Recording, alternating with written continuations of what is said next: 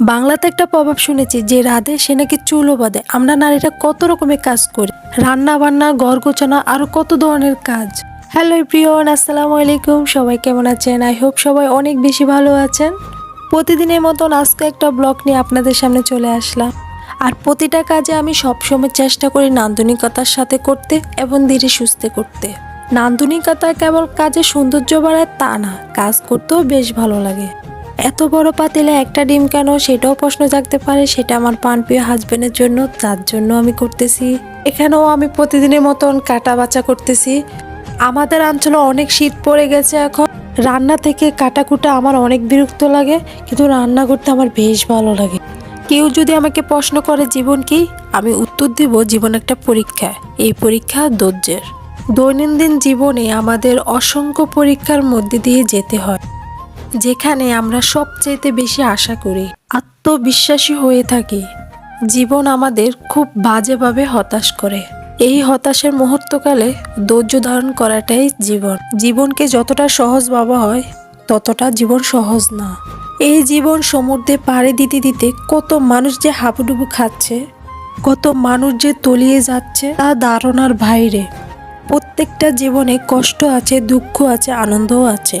পৃথিবীতে এমন কোনো মানুষ নেই যার কোনো দুঃখ নেই।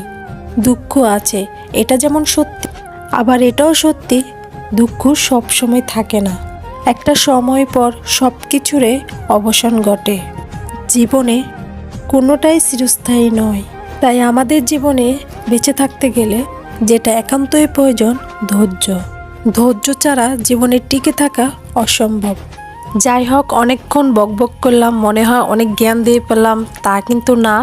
আসলে আমি যতটুকু জানি সেটাই আপনাদের সাথে শেয়ার করলাম। আপনারা আমার থেকে অনেক ভালো জানেন, সেটা বিশ্বাস করি। প্রতিদিন একটাই কাজ, রান্নাবান্না করা, সেটা আপনাদের সাথে শেয়ার করতেছি। জানি না কতটুকু আপনাদের কাছে ভালো লাগতেছে। আমার চ্যানেলটি সাবস্ক্রাইব করে দিবেন, আর যদি বেশি ভালো লাগে অবশ্যই লাইক করে দিবেন, কারণ আপনার একটি লাইক আমার অনেক আপুদের কাছে পৌঁছে দিতে সাহায্য করবে। আর যদি এইভাবে ভিডিওগুলো পেতে চান তাহলে অবশ্যই চ্যানেলটি সাবস্ক্রাইব করতে হবে। চালগুলো কষলে কষলে ধুতেছি, কারণ চালগুলো মধ্যে অনেক ময়লা থাকে, যার কারণে অনেক ভালো করে ধুতে হয়।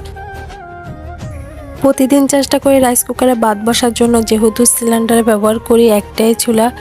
লেট হওয়ার কারণে রাইস কুকারটা ইউজ করা হয়, কিন্তু আমার সাথে এটা কেন আমি বুঝতে পারি না। হয়তো বা কারেন্ট থাকে না, না হলে মাঝামাঝির মধ্যে কারেন্টটা চলে যায়।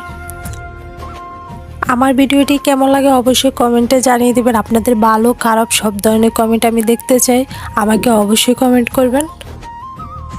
রান্নার মাঝে মাঝে আমি বিদায় নিব। আজকে এই পর্যন্ত ব্লগ। সবাই ভালো থাকবেন, সুস্থ থাকবেন। আল্লাহ হাফেজ, আসসালামু আলাইকুম।